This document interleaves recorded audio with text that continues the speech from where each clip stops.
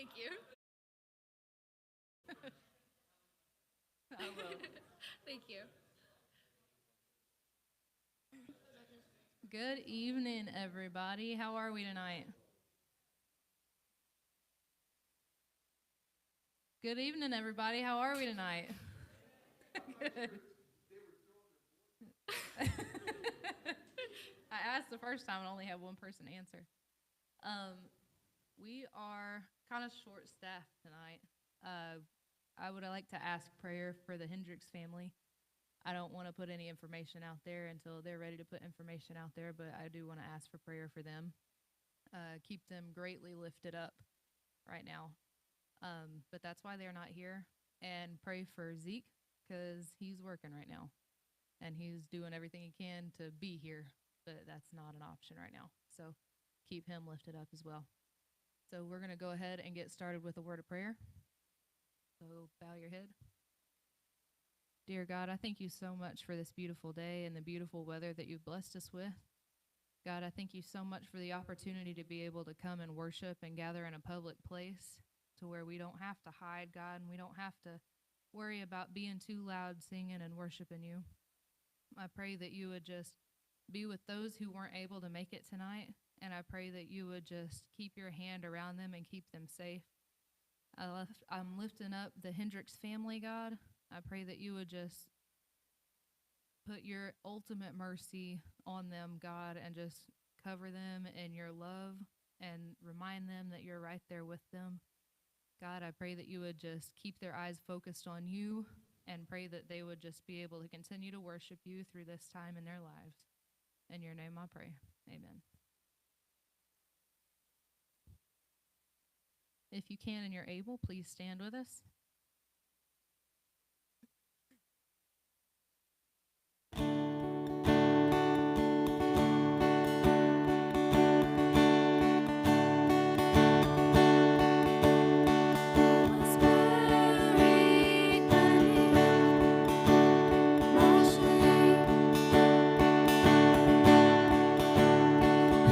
Carry that kind of weight.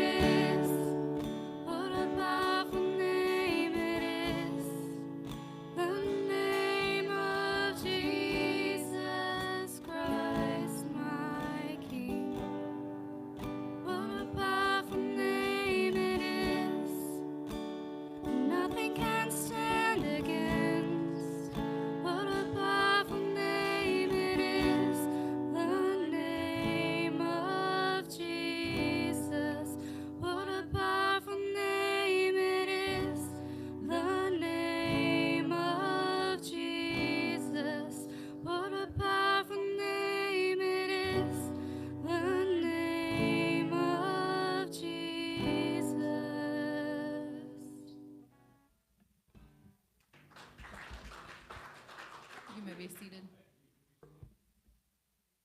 Tell you, Melanie's stepmother passed away today. They've been doing caregiving for a long time, Sam and Melanie and the family, and she has just gone downhill in various things, and so they were all at the hospital with her for the last day or so, and she passed away. Right now, what we think is the funeral will be on Saturday in Chester, and I believe there are plans afoot for a funeral dinner here at the church for the family, and so those are challenging things. But I always have thought, as a pastor, to take care of your family is really important. I mean, I say that all the time to people. You ought to take care of your family. God expects you to do that. But it's really good when people do it like they're supposed to. And so I think they've done that well. But obviously, she was living in her home. That's tough on the kids. It'll be strange the next few days. And so this is a good opportunity for you all to be able to minister to him as well. And so I don't know, I haven't talked to him for sure about it. He did his first funeral a couple of weeks ago.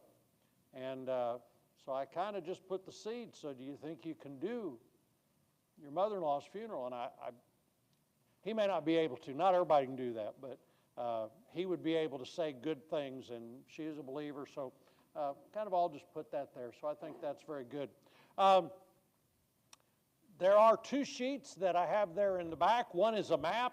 I have, some of them are color maps, but I don't have the ability to color copy here. You got to have extra codes, and I didn't have all the information. So I have some color copies they were back there, so if you want to pick one of those up, or if you got a Bible that has really good maps. You may have never even looked at those maps, but tonight we're going to do that. So while you're getting those things, let me also say thank you. There were 6 or 7 birthday cards that showed up at my dad's 100th birthday party this last week. Dad turned 100 on Friday, and there was a huge celebration. He lives in assisted living and does pretty well. So they had a big celebration there. He's in a place that's been open for 12 years. He and my mom moved in the first day. So he's been there longer than any employee. He kind of is the king of that place. And so they celebrated big, and then we had all of our family together on Saturday. And on Sunday, Dad pastored for 63 years. Did 13 interims. I'm just a rookie. I don't know anything about it. He had 13 interims after he retired from full-time ministry. We printed out some things. Just under 900 people came to Christ during his ministries. 880. At one 3-year period at a church plant, started with 17 people, and in the next 3 years they baptized 166 people in 3 years. It's just phenomenal. So God really blessed his ministry. We've celebrated. I don't know if I mentioned, he has given me the things I'm supposed to say at his funeral. He's already given me the points. He said, now this is what I want you to say, and here's what you're going to say, and how you're going to do it, and my brother's supposed to do something, and he told him, and my sister's going to do something, and he told her, and I did say to him, Dad, you know that you're not going to be here when we do that, so I can do whatever I want. And he kind of grinned, and he said, yeah, but I think my kid's will obey me, so I'm stuck. I've got to do his stuff. So it's pretty good what he's got to say. So tonight, in the book of Genesis, the 12th chapter, God says to Abram, his name hadn't changed yet, says to Abram, go to a land, go from the country you're in to a land I will show you. Well, we know that's the land of Canaan at that time. Later it becomes the land of Palestine. Now we think about it as Israel. And literally, virtually all of the Bible happens within that context. Now there's stuff in Rome, there's stuff in Babylon, in Persia, stuff down in Egypt. But pretty much it all happens in the land that we call Israel. And to be very honest, understanding some things about the nation of Israel, the land itself, will make a difference in how you understand. So you have some maps. I have for years on boards have just, this is the Mediterranean Sea. That looks like the Mediterranean Sea, doesn't it? I'm even getting seasick. That's the Mediterranean Sea. That's Mount Carmel. Okay? This comes down, this is Egypt down here. And so one of the major features is Sea of Galilee is in the northern part. From the Sea of Galilee, there's a river that comes down, and the river is Jordan River. Jordan River flows into the Dead Sea, and the Dead Sea is why dead? There's no outlet. It is the lowest spot on the face of the earth, so nothing ever drains out. It evaporates out, and over the centuries, the mineral content is just so heavy there. They actually are mining some of the Dead Sea. And the Dead Sea, by the way, is dying. Somebody said, I'm so old, I knew the Dead Sea when it was sick. But water is such a premium that very little water is getting into the Dead Sea now, because most of it is being taken out for living and for life. Right at the head of the Dead Sea and over a little bit, that's always where you find Jerusalem. Bethlehem is down a little bit over here, Sinai Desert, and one of the things that we're going to talk about, if you'll see the relief map that you have, there is a ridge that runs kind of down through the middle all the way down to Jerusalem, a ridge that runs down through the middle of the land of Israel. And so, kind of some of the basic things, when I have taught about some of the geography, it usually takes a couple of nights. So I don't know how far we'll get tonight. We do want to stop and pray. But as far as distances, Israel is not a very big place. It would easily fit several times inside the state of Illinois. It really doesn't take a long time to drive or go anywhere. Dan is way up here. The tribe of Dan, their property apportioned by Moses, was way up here, Joshua. Beersheba is down here along the desert. 9 times the Bible talks about from Dan to Beersheba, from Chicago to Cairo. That's kind of the same thing, isn't it? Top to bottom. From Dan to Beersheba, the Bible talks. Well, from Dan to Beersheba is 150 miles. I mean, that's like here to Springfield or less. I mean, that's as big as far as it goes, only that far. Nazareth, which is up here along the Sea of Galilee, well, not along, it's actually inland a little bit, but Nazareth to Jerusalem is 75 miles. So a 3 or 4 day, if you walked 20 miles a day, which was pretty common in those days, Mary and Joseph taking Jesus down there, about a 3 or 4 day walk, but about 75 miles. The Jordan River from here to here is 70 miles. So these are not big distances. The width from up here, the head of the Jordan, to the sea is about 20 miles. Excuse me, 40 miles. 40 miles from here, over here to the, so to Carmel, about 40 miles there. Down here at the head of the Dead Sea from the Jordan Valley, it's about 60 miles over here. So 60 at its widest, 150 at its tallest. That's basically how big all of the Bible stuff, for the most part, happens in that little small territory. Elevations is a big deal. It affects a lot of different things. This here is a ridge.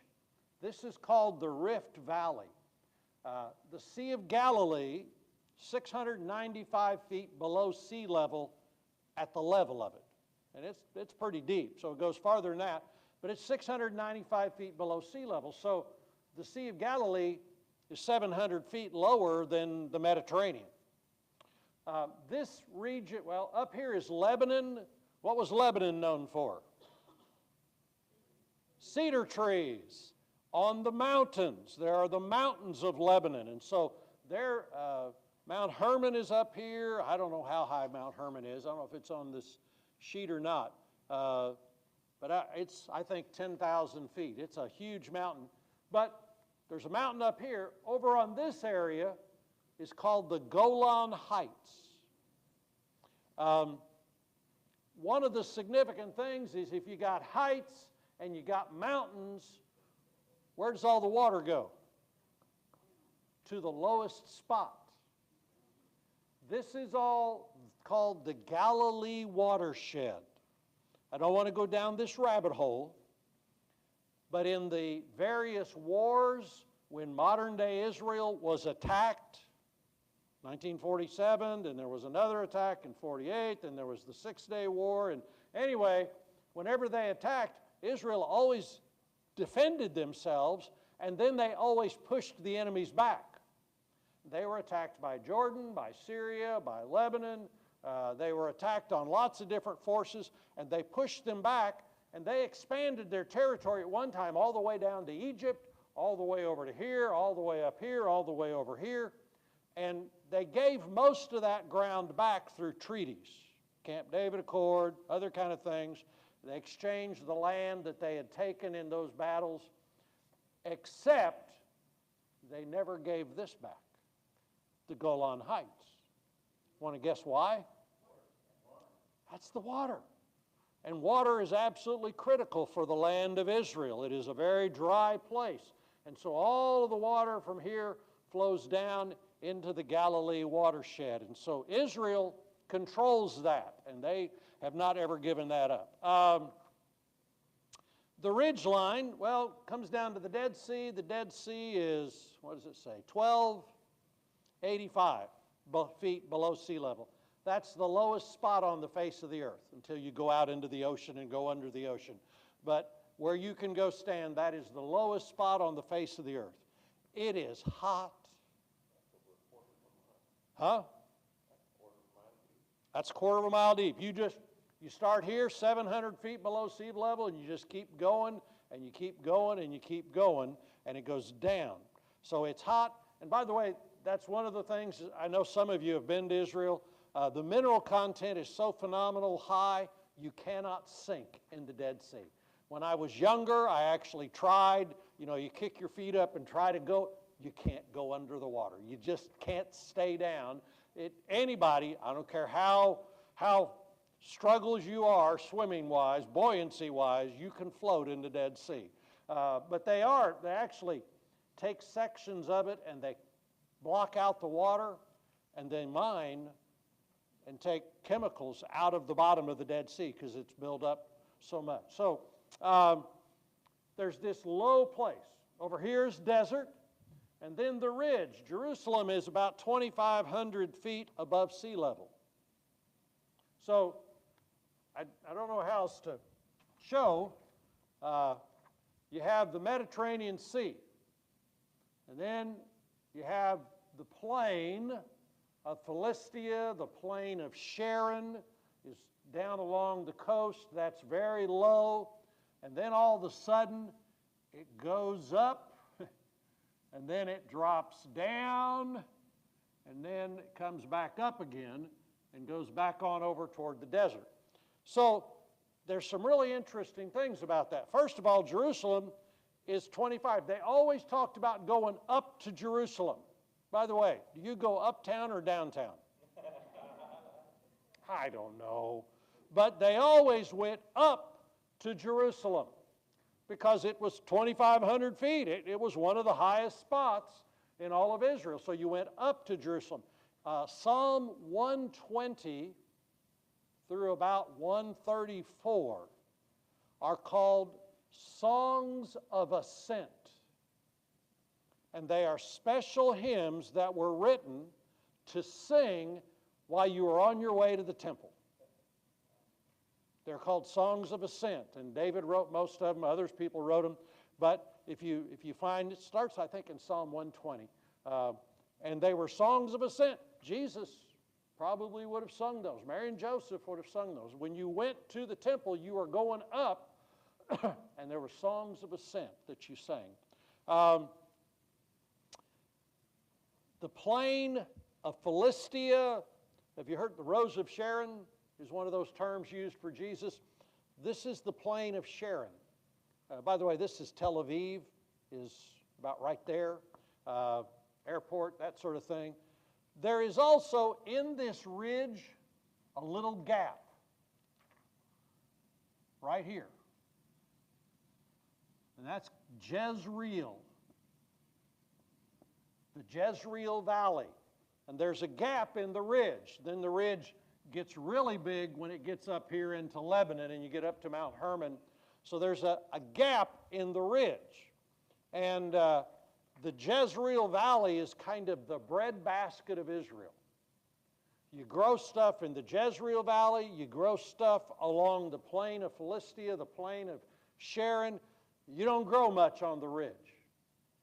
Nothing really will grow on it because of the altitude, because of the rocks, and a lot of it has to do with the fact that the weather is affected by this geography. Okay, we're in the northern hemisphere. Which direction does our weather come from?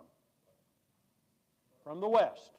Occasionally, we had a pig farm in Effingham that was to the other direction, and about 3 days a year, the wind would come out of the west, and we smelled the pig farm.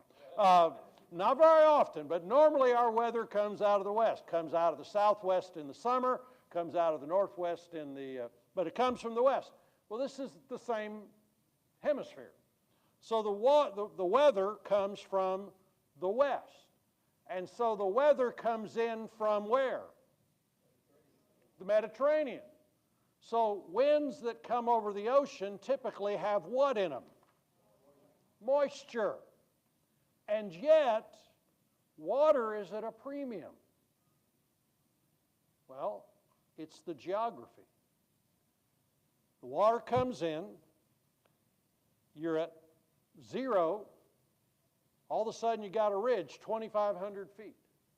On the backside of that ridge, you have always a low pressure area because it's such a deep hole in the earth. And what's over here on this side? Desert. Hot air.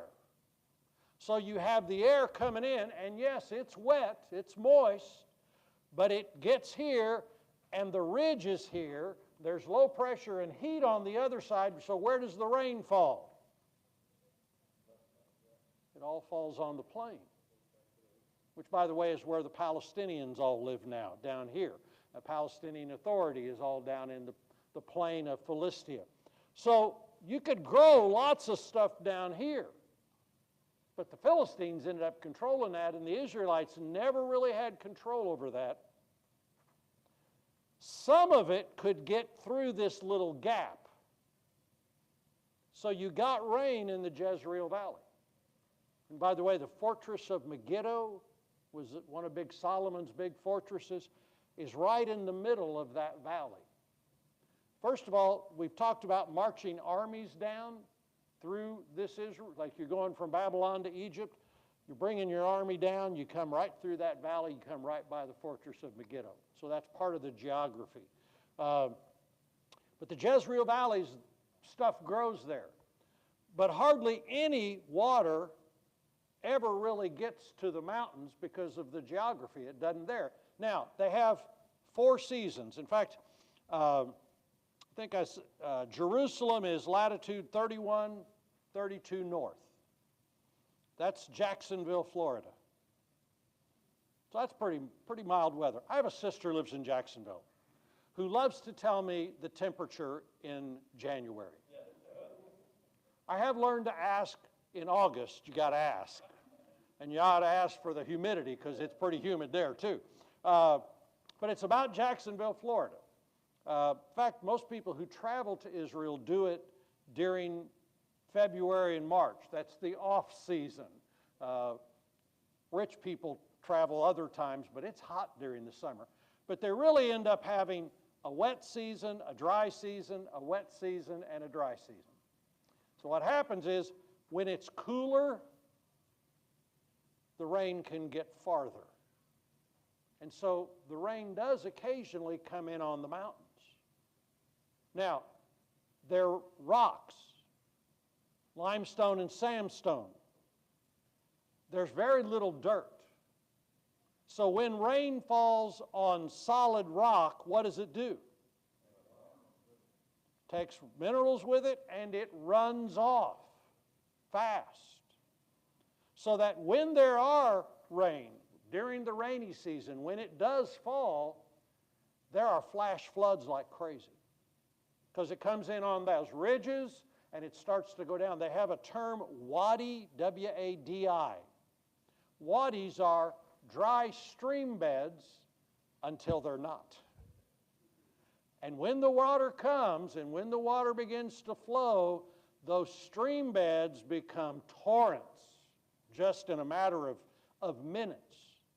Is there not a parable about where you built your house? You could choose to build your house in the sand or on the rock. Well, the sand is in the wadi.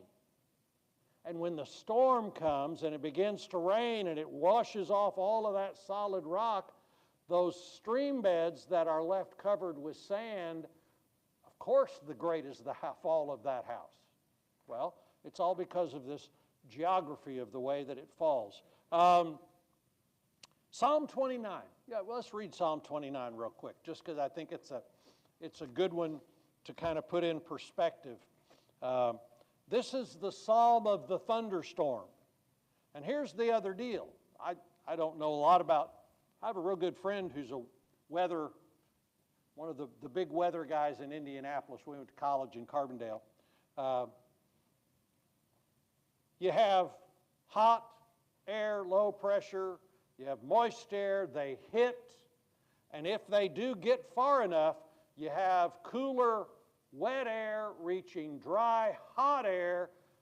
That's the invitation for a thunderstorm.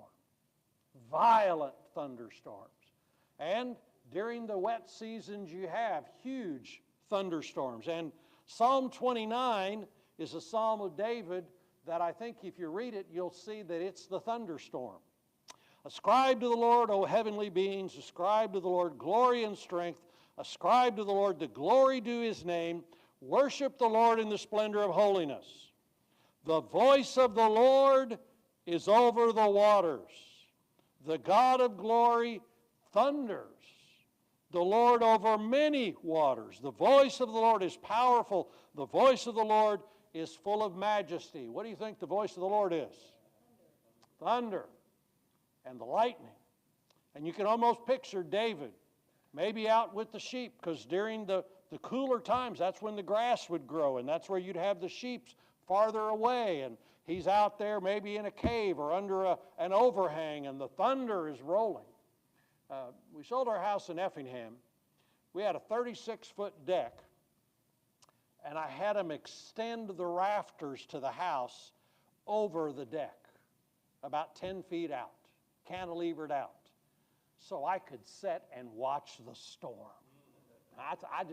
I'm a storm kind of guy, and I like to sit out there, but I don't like to get wet. So I sat under there and watched the storm, and we had a little lake out behind us, and I loved it when the rain would hit and splash, and then you'd see hear the thunder and see the lightning before and count how long to see how far it was. Well, David's pretty excited, and when he sees it, he says, ascribe to the Lord glory, because he saw the glory of God in the thunderstorm. Verse 5, the voice of the Lord breaks the cedars.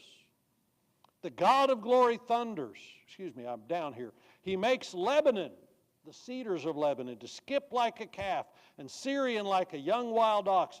The voice of the Lord flashes forth flames of fire. The voice of the Lord shakes the wilderness.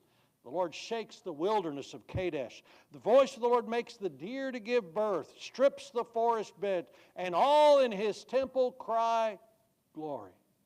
The Lord sits enthroned over the flood. The Lord sits enthroned as king forever. May the Lord give strength to his people. May the Lord bless his people with peace. Hope you've noticed that before. I'm going to be gone July 31st. They actually invited me to come back and preach at Effingham one Sunday. The pastor's gone, and they said I could come back and preach.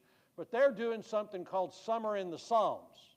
And so they've done it 2 years in a row, and every sermon has to come out of the Psalms, and you get one chapter. And so he sent me the ones that were already taken. And so I'm preaching on Psalm 29. So I texted him back and I said, and by the way, could you arrange for there to be a thunderstorm that morning?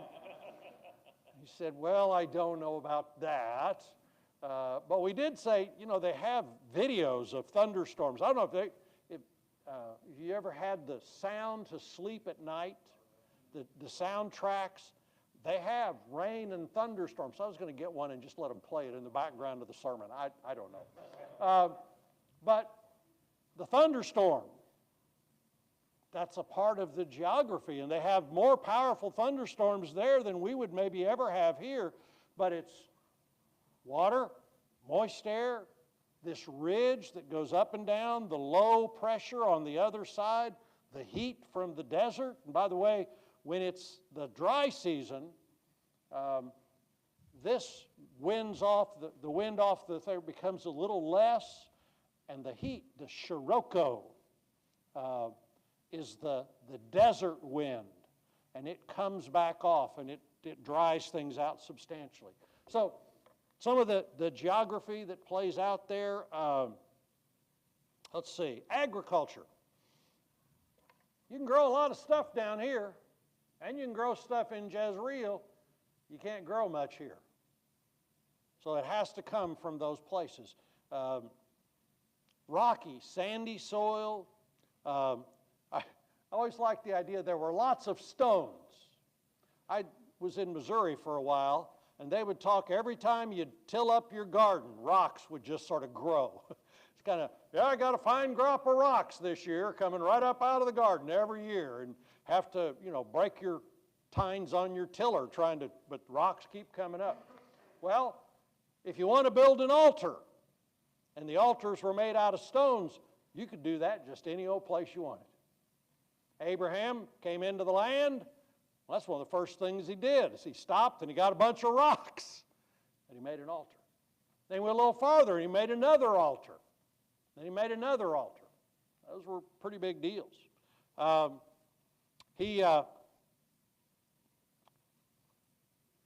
Temptation. Sandstone rocks where the water is rushing can smooth those out, and Jesus was tempted because there were stones that looked, we think, very much like a loaf of bread that was just rolled out, and well, they were everywhere. So it was easy for Satan to find them, to tempt Jesus, because he was out in the wilderness. Pretty simple. Stoning.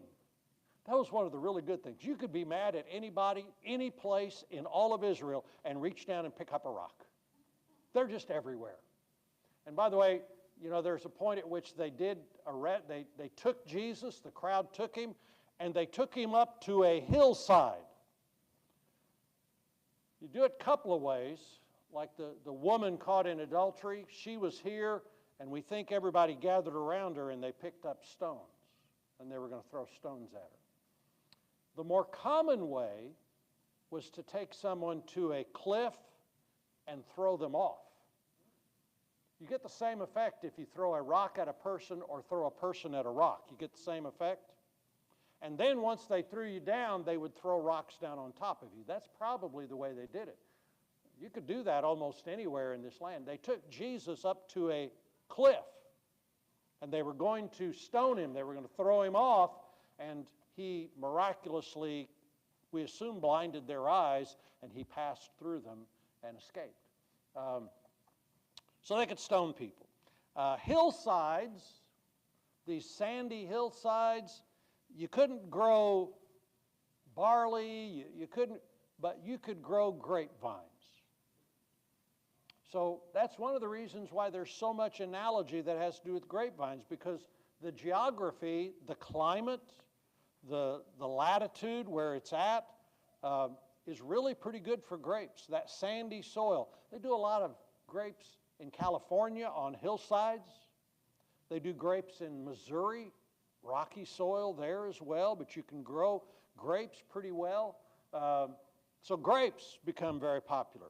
And then sheep, olive trees, by the way, also do pretty well in that kind of a climate. But sheep and goats, evidently, the way I've heard it, sheep, their mouth is different than the mouth of a cow. That cows, when they graze, they go down and they have to grab a chunk with their teeth and pull it up. But evidently, the mouth of a sheep is, their lips are more nimble. Maybe they're good kissers, I don't know. But they are able to get down in little crevices and get little pieces of grass that other grazing animals could not get. So sheep did pretty well. Goats did pretty well. And by the way, for the most part, sheep and goats were not kept for their fleece. They were kept for their fleece. They were not kept for meat, because Walmart had not started making nylon clothes yet. And the only clothes they had were wool or goat hair or the skins occasionally. They would eat some goats and they would sacrifice, but you kept a sheep for a long time. A shepherd might have the same sheep for 20 years. That's why they called them by name, knew their name. But they kept them for the fleece, because that was the only thing you could make clothes. You couldn't grow cotton. They could grow cotton down in Egypt, but there wasn't enough water to grow cotton in that area. And so as far as agriculture, sheep and goats, that's why it's so prominent, hillsides, etc. Water, talked about the Golan Heights, wells and cisterns. Abraham dug wells. Samaritan woman, where did Jesus meet her? At a well. Jeremiah got thrown down into a cistern. They take water really seriously. First of all, I don't know, they have gotten a little more Western for tourists. For some of you gone, did they give you ice when you traveled to Israel, some of you? We didn't get ice, hardly ever. That was a luxury. And if you wanted water, you had to ask for it. And then, truthfully, you really wouldn't want to drink most of their water. So you drank bottled water. But water was very significant. Rain, when it came, was great. Didn't come very often. A little bit of snow. There is a psalm that talks about snow. And there is some statements about sins being washed whiter than snow. I have seen snow up on Mount Hermon. If you're there in January or February, there will be snow. You can see usually up on Mount Hermon, which is tall enough, but not very much snow down here. Doesn't snow in Jacksonville, Florida very much at all. So basically, there's a lot of analogies that if you just understand, but I would encourage you when you're reading the Gospels and it says Jesus needed to go through Samaria. Do y'all see where Samaria is? It's right in the middle. Is that on the map? Look up Shechem. Between Bethel and Shechem is where Samaria ended up eventually being. But when it talks about Jesus going from Galilee to Jerusalem, just to kind of put some of those things, the children of Israel came up on this side of the sea, of the Dead Sea, came up. Mount Nebo is right there. That's where Moses was, where he went up and died on Mount Nebo, but he looked into the Promised Land. Jericho is right here by the head of the Dead Sea, right on the Jordan. They crossed at Jericho. So I would encourage you, y'all got maps in your Bible, don't you? Most all Bibles have maps in the back. When you see towns, I'd encourage you to look those up. I think I told you, I was teaching math, giving tests, enjoying it, turned in my contract and said, I think I'm going to go to seminary. So I left in May. We got there, we moved in, and I started Old Testament backgrounds. First class. Had another class too. Dr. William Morton started out, and the first thing he did was give us a map like this, and another one that had all of the other empires like we talked about last week. And he said, your first test will be next week. I will give you 20 cities, 12 rivers, and 7 or 8 natural features, and you will put them all on the map. Man, I hated him. I didn't realize that giving a test was so stressful. I didn't realize giving those kids tests on fractions in junior high math was really making them stay up at night. But I stayed up at night. I can't tell you, I enjoyed that class, but it has absolutely been one of the best classes, one of the best experiences I ever had, because he made me learn where all those places were. And we learned this stuff. We talked about these things, the plain of Philistia, the plain of Sharon, the Jezreel Valley. And as you begin to read the Bible, it all begins to make so much more sense. How many of you have been to Israel? A couple of you I know have been. I think Jeff and I were talking. Some of you have been. It's hard to describe, but when you've seen the wilderness there, you understand wilderness. When you've seen the Sea of Galilee, I think the basic rule is everybody says, I thought it would be bigger. Because, it's like 3 miles across. It's only 3 miles across, about 6, 7 miles long. It's not huge. It's the Great Lakes just dwarf it. Ren Lake's probably got tons more footage than the Sea of Galilee has. When you just see the hillsides and the mountains, we don't know where the Sermon on the Mount was, but there's just mountains everywhere. It could have been any old place. And by the way, it's interesting. Luke calls it the Sermon on the Plain. Matthew calls it the Sermon on the Mount. So how do you do that? Depends on if you're down on the plain or if you're up on the mountain. In fact, my son-in-law is getting ready to go back to Israel next week with his church, and he leads worship. Well, his last experience was up here. They put all of the group, about 60 people, up on the hillside, setting up, and he stood at the bottom on the flat, and he read the Sermon on the Mount to them. And they could hear without any microphones. It's like a natural amphitheater.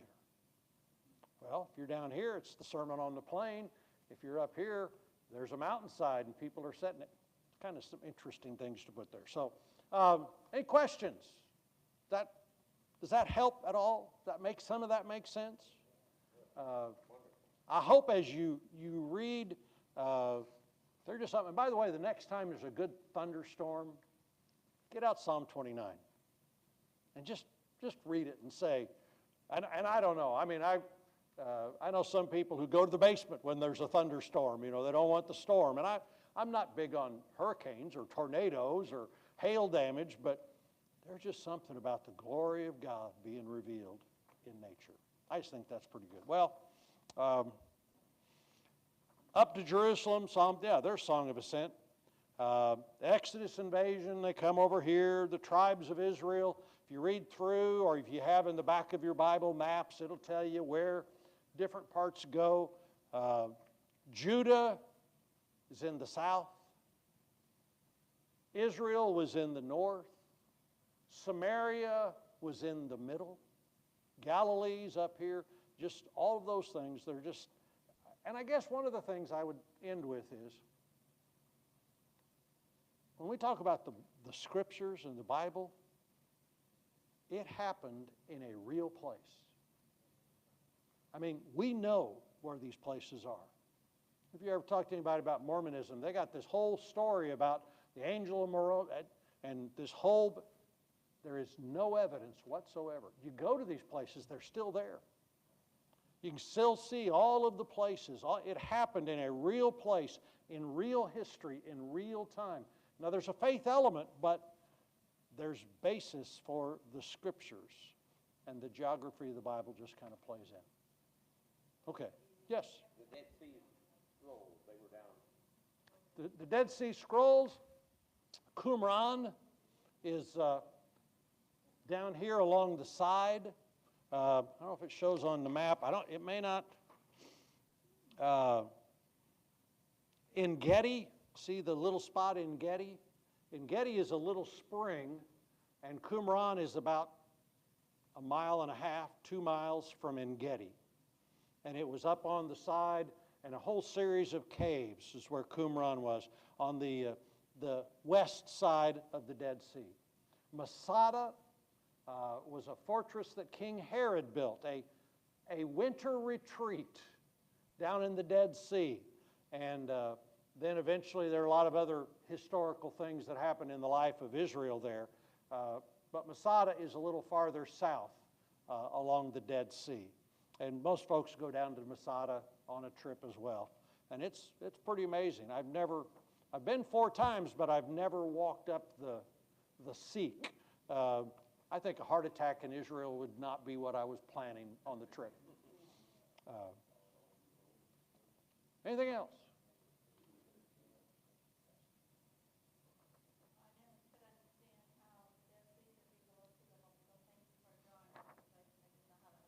Yeah, I mean, it's kind of bizarre that it would be that. I mean, it's up and then just a hole in the earth. And but it is interesting, of all the places, and you remember we talked about Egypt and Babylon and Persia and Assyria and Rome and Greece, and right smack in the middle of it all is this little country that there's really nothing special except what happened there. Yeah.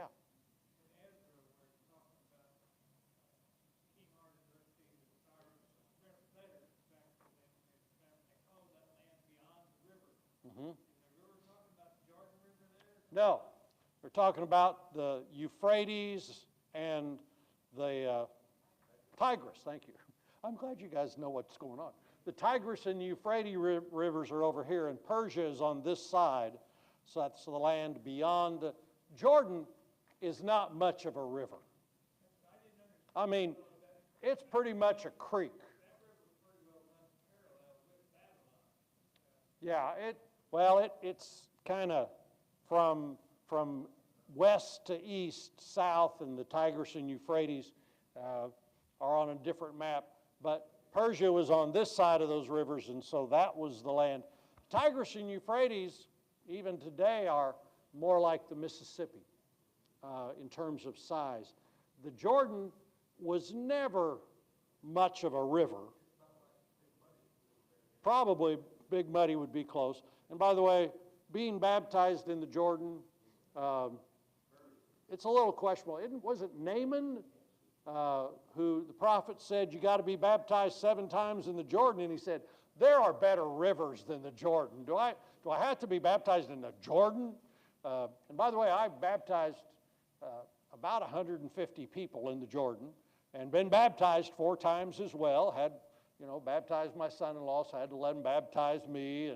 And during February, it's pretty cold. It can be a brisk experience and muddy. In fact, my last trip, this one of the, I know we're not being all that spiritual, but had a big guy and he wanted to be baptized, and so I got some help behind him, and he sneezed as we were getting ready to go down, and his false teeth came out.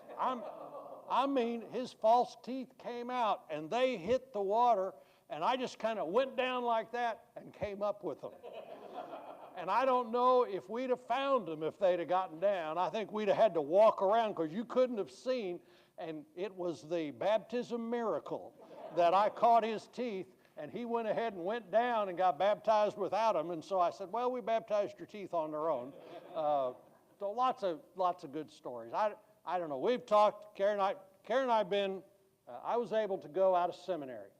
A man and his wife endowed a scholarship, a gift, for one seminary student. And the idea was, his pastor said, I didn't get to go to Israel till I was 50 years old. It would have been so much better if I could have gone starting my ministry. And so he set aside, so Karen and I got to go right after seminary and went with a professor of archaeology and got to do a lot of things you wouldn't have ever done. So I've taken 3 groups back, And Karen says we got to go again sometime.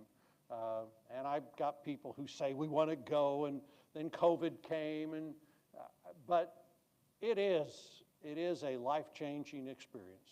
You see the Bible differently. Now, you can learn all this stuff, you can read it, but just to have a picture in your mind, Jesus on the Sea of Galilee, and you've seen it. And the city, you know, it's all different. I mean, it's not, some of it's 2,000, there's some steps up to the temple that they've recently uncovered that are steps that Jesus probably walked on.